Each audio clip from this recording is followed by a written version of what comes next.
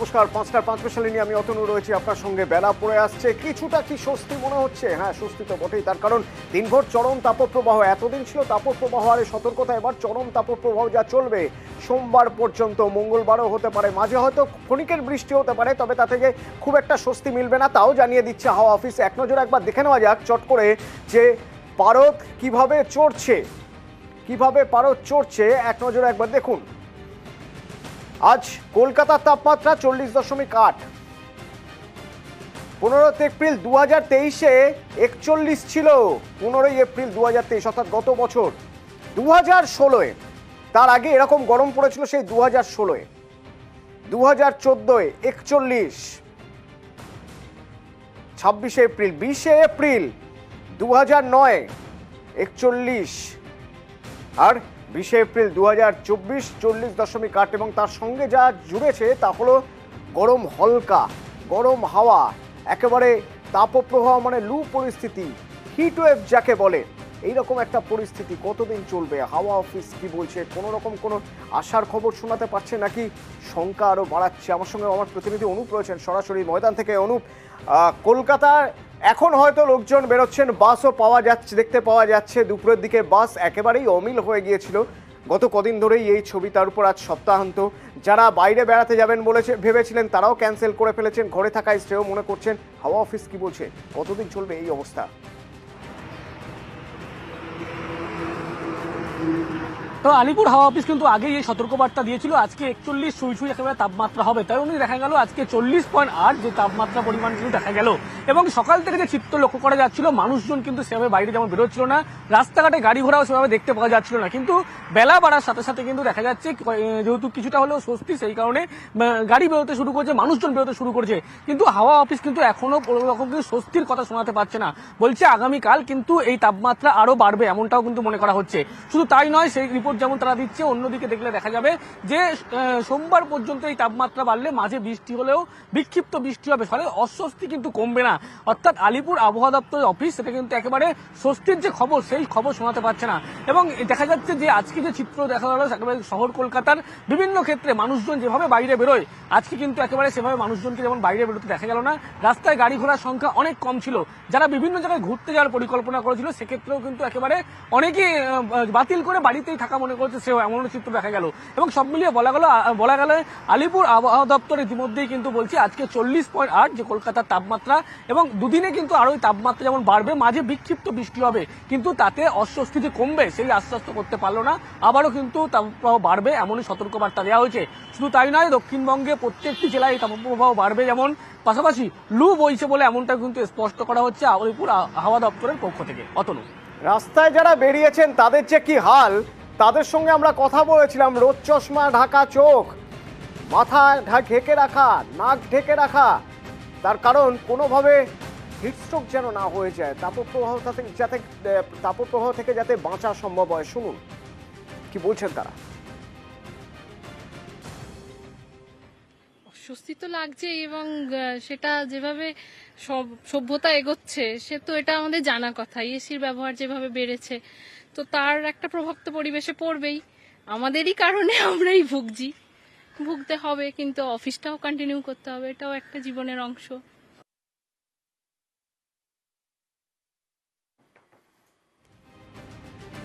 হাওয়া অফিস কি বলছে শুনুন। আজ এবং কাল এই দুদিন কিন্তু সিভিয়ার হিটওয়েভের আমরা ওয়ার্নিং দিয়েছি at isolated places on 5 district, পশ্চিমের জেলা ওয়েস্ট বর্ধমান, ঝাড়গ্রাম, ওয়েস্ট মেদিনীপুর, বাঁকুড়া এবং বীরভূম। এবং আমাদের ওয়ার্নিং এর কালার হচ্ছে লাল, নট কমলা। অন্য জেলাগুলোতেও কিন্তু আজকাল হিটওয়েভের সতর্কবার্তা দেওয়া হয়ে গেছে অ্যাট মেনি প্লেসেস। 3, 4, 5-এ ওই যে 5টি জেলা আছে, ওই 5টি জেলাতে আপনার মডারেট হিটওয়েভের সম্ভাবনা থাকবে। পশ্চিমবঙ্গ, পূর্ব মেদিনীপুরও বলতে পারেন, এই 3টে জেলাতে আপনার আইসোলেটেড রেনফলের সম্ভাবনা আছে। Overall it is a dry condition. Dry condition, সুতরাং সেই ড্রাই কন্ডিশনে নিজের প্রাণ যেমন বাঁচাতে হবে, নিজেকে ভালো থাকতে হবে, তেমনি বন্য প্রাণও তো বাঁচাতে হবে। এক এক করে আপনাদের একটু ছবি দেখাই। যে ছবি দেখছেন, ওয়ারেস খাওয়ানো হচ্ছে বাঘকে যাতে ডিহাইড্রেট না হয়ে যায়। ঝড়খালি অভয়ারণ্য, বাঘকে ওআরএস খাওয়ানো হচ্ছে সেখানে চাঙ্গা রাখতে। রাতে কি ওটা নিয়ে নিয়ে চলে আসে? কারণ কাকসার দিকে কাকসার ছবিও দেখাবো আপনাদের।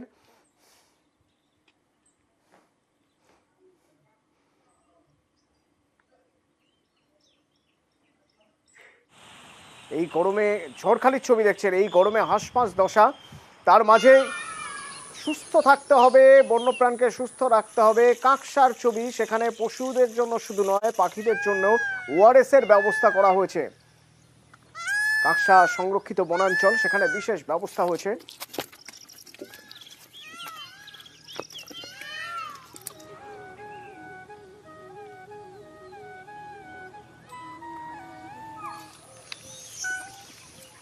আমাদের ভেটেরিনারি অফিসারের অ্যাডভাইস মতো আমরা দিনের বেলা নাইট শেল্টারটা খোলা রাখছি, কেন ওরা ইনক্লোজার থেকে যখন খুশি নাইট শেল্টার আসতে পারে, এসে রেস্ট নিতে পারে রোদ্দুর থেকে।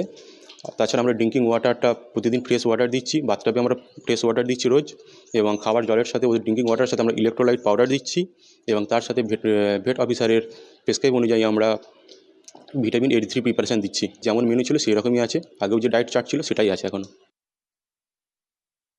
এখন বাইরের হিউমিডিটি এত বেশি, আমরা সাধারণ মানুষ যেখানে পরিশান হয়ে যাচ্ছি, সেখানে আমাদের বাঘাদের জন্য আমরা যে ব্যবস্থাটা নিয়েছি সেটা হচ্ছে আমরা এদেরকে প্রতিদিন 2 বেলা চান করাচ্ছি। সকালে ছাড়ার আগে চান করে ছাড়ছি, এবং বিকালে যখন সে নাইট শেল্টারে ফিরছে তখন তাকে চান করাচ্ছি। আমরা তার জন্য রেখেছি স্ট্যান্ড ফ্যান, যেটা দিয়ে ওরা 24x7 মানে এতে হাওয়া দেওয়া হচ্ছে। এই সঙ্গে আমরা যেটা ওকে দিচ্ছি সেটা হচ্ছে জলের সঙ্গে ইলেকট্রল দিচ্ছি, ভিটামিন C ট্যাবলেট দিচ্ছি, যেটা ওদের জন্য খুবই প্রয়োজন। ঝড়খালিতে ভিটামিন C ট্যাবলেট দেওয়া হচ্ছে, ওআরএস দেওয়া হচ্ছে, আর টেবিল ফ্যান রাখা রয়েছে। 24 ঘন্টা চলছে এই টেবিল ফ্যান, যাতে অন্তত ফ্যানের হাওয়ায়, ফ্যানের বাতাসে কিছুটা হলেও স্বস্তি পায় বাঘ। ওই দেখুন, খাঁচার সামনে রয়েছে টেবিল ফ্যান, কিছুটা স্বস্তি, বাঘকে ঠান্ডা রাখতে হবে।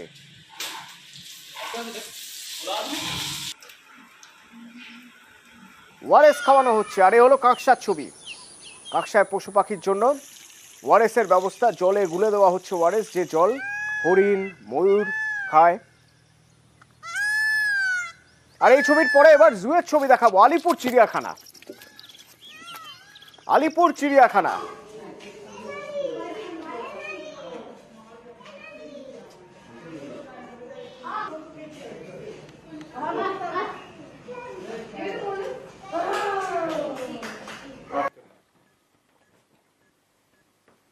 জুয়ে যে পরিমাণ দর্শক যান, তার সংখ্যা অনেকটাই কমে গিয়েছে এই গরমের জন্য।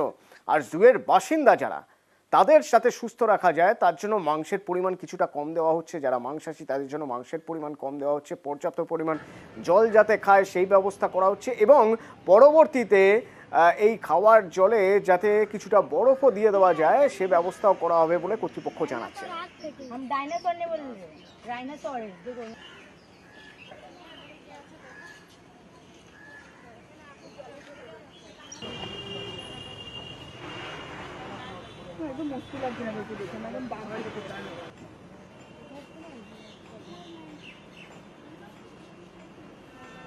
প্রবল গরমে বাইরে বেরোলে অসুস্থ হয়ে পড়ছেন, ঘরে থেকেও কেউ অসুস্থ হয়ে পড়ছেন, কেউ জেলে থেকেও অসুস্থ হয়ে পড়ছেন, যেমন জ্যোতিপ্রিয় মল্লিক। এই গরমে জ্যোতিপ্রিয় মল্লিক অসুস্থ, গরমে অসুস্থ হয়ে পড়েছেন জ্যোতিপ্রিয়।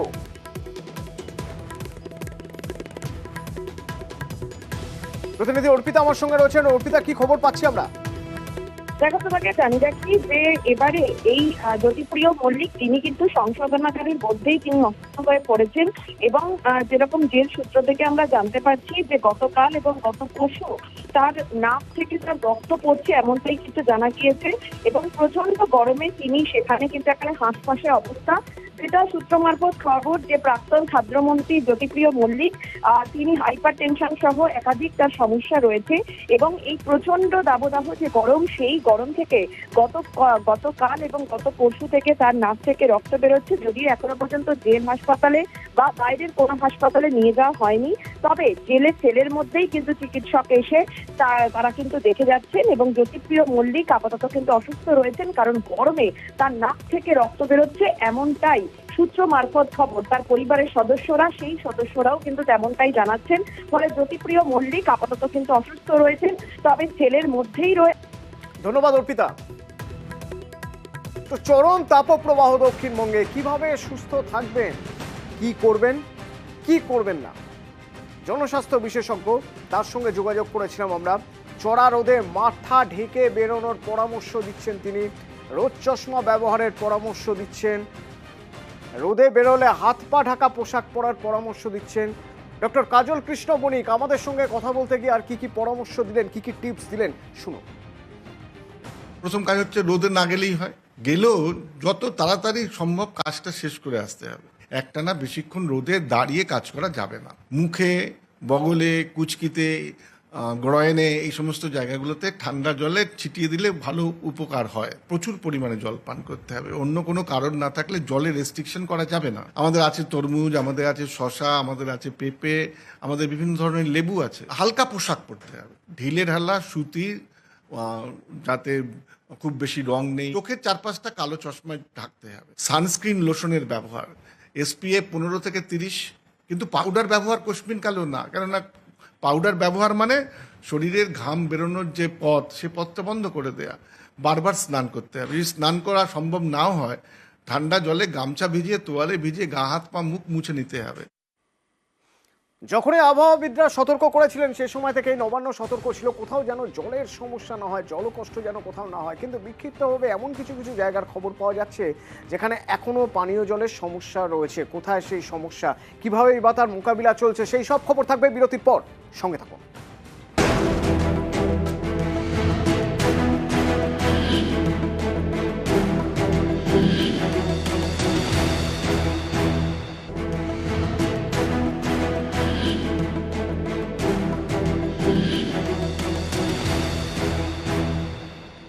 তীব্র গরমে হাঁসফাঁস দশা, আর এর মধ্যে পানিহাটি 28 নম্বর ওয়ার্ডের মানুষ জলকষ্টে ভুগছেন। তারা ক্ষোভ দেখাচ্ছেন যে পুরসভাকে বলেও কোনো লাভ হচ্ছে না। পুরসভাকে দীর্ঘদিন ধরে বলছেন, কিন্তু তারপরেও তাদের জলের সমস্যা মিটছে না বলে তারা অভিযোগ করছেন। দীর্ঘদিন ধরে আমরা ভুগছি জলের জন্য।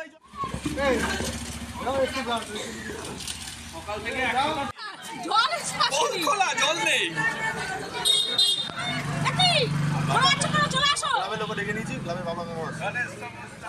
দীর্ঘদিন ধরে জল পাচ্ছি না।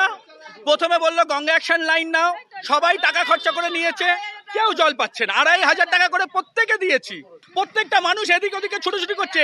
রাস্তার কল, সে তো অবস্থা খারাপ, বাড়িতে কাউর জল যাচ্ছে না। আজ 3 দিন জলই আসছে না। পৌরসভাকে তো প্রচুর জানানো হয়েছে, পানিহাটি পৌরসভা কোনো কর্ণপাত করছে না। এখন চাইছি জল। আমার বিয়ে হওয়ার পর থেকে আমি এত বছর ধরে দেখছি, 20 বছর ধরে আজকে এই সমস্যা, কিন্তু এখন যা পরিস্থিতি তাতে মানুষ বাঁচার উপায় নেই। প্রচন্ড জলের সমস্যা, প্রচন্ড। না সকালে জল আসে, না দুপুরে জল আসে, না বিকেলে জল আসে। কাকদ্বীপের মাধবনগর গ্রাম, সেই গ্রামেও একই সমস্যা। প্রায় 2 মাস নাকি তারা জল পাচ্ছেন না। পানীয় জলের কল, টিউবওয়েল রয়েছে এলাকায় 3টে, কিন্তু সেই টিউবওয়েল থেকে জল উঠছে না। শুধু তাই নয়, টাইম কল থেকে যে জল আসার কথা সেই জলও আসছে না বলে তাদের অভিযোগ।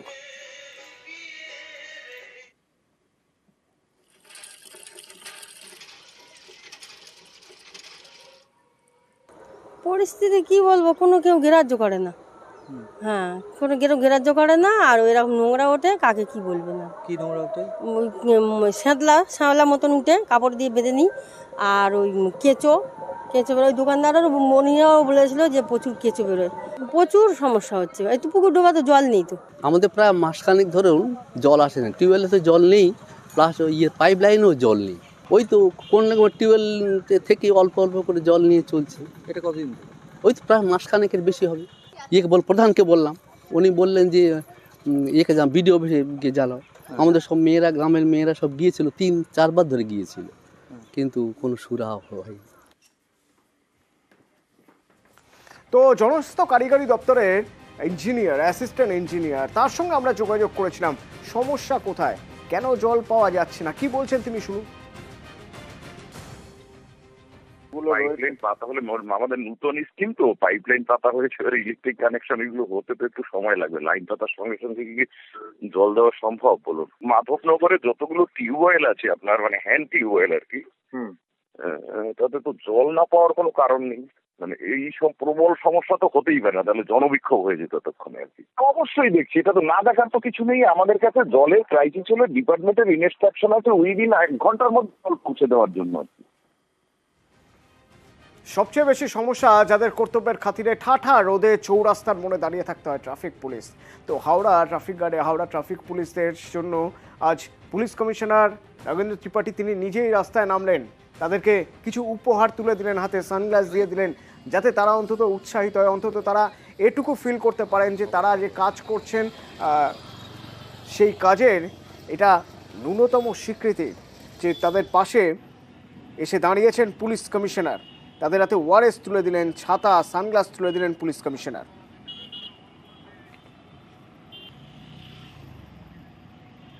অফিসে বসে কাজ করার নেই, আমাদের তো ফিল্ড জবই বেশি থাকে, তো আমরা তো কখনো কখনো ফিল্ডে আসি, বাট ওনারা রেগুলার যে মেহনত করেন ওটাই একটা ছোট্ট টোকেন এফর্ট প্রয়াস আমাদের দিক থেকে, তাকে কিছু মনোবল যদি বাড়ানো যায়। কারণ গরম সাডেনলি মানে যে টেম্পারেচার হাইক হয়েছে, তো ওটাতে যদি ওনাদের কিছু রোটেশনকে আর ফ্রিকুয়েন্ট করা যায়, অনেকক্ষণ না দাঁড়াতে হয়, তার মধ্যে যদি করা যায়, তো ওটা একটা আমরা চিন্তা ভাবনা করব।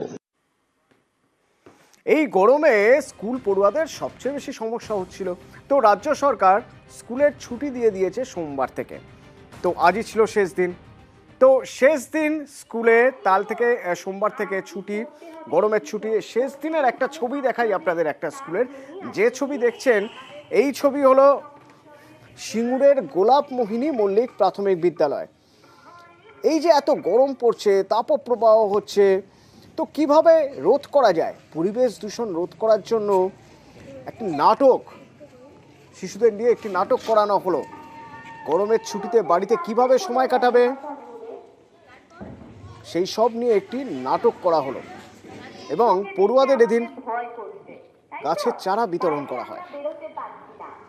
সেটাতে নাকি আমাদের পৃথিবী, এত বড় পৃথিবীকে ছোট্ট করে রাখা হয়েছে। টেম্পারেচার মাপি, তেমনি এখন পৃথিবীর টেম্পারেচার গ্রীষ্মকালে 40-এর ওপরে চলে যাচ্ছে। ঠিক আছে, তাহলে এটাকেই বলছে তাপপ্রবাহ। এবার আমরা ছাদের এক প্রান্তে পাত্রে পানীয় জল রাখবো, যাতে পাখিরা তাদের পিপাসা মেটাতে পারে। 2, বাড়ির উঠানে ছাউনির ব্যবস্থা করবো। পশুদের গাছ লাগাতে হবে। একটা সমীক্ষায় দেখা আমাদের স্কুলে গাছ প্রভাবে একটা নাটক হয়েছে। নাটকটা গরমের জন্য অনেক কিছু বোঝানোর জন্য এই নাটকে বললো যে গাছ কাটলে চলবে না, 600 কোটি গাছ লাগাতে হবে। গরমে বেরোলে চলবে না, খুব দরকার না থাকলে বেরোনো উচিত না। আমরা স্কুলে অনেক কিছু গরমে কি পড়তে হয়, কেমন খেতে হয়, কি খাওয়া উচিত নয়, এসব শিখলাম। কত পরিমাণে জল খেতে হয়, ডাবের জল এসব খেতে হয়। তারপরে গরমে কি কি শরীর খারাপ হয়, পশুদের জল খাওয়া, খাবার দেওয়া, তারপরে ছায়া করা, এসব আমরা শিখলাম।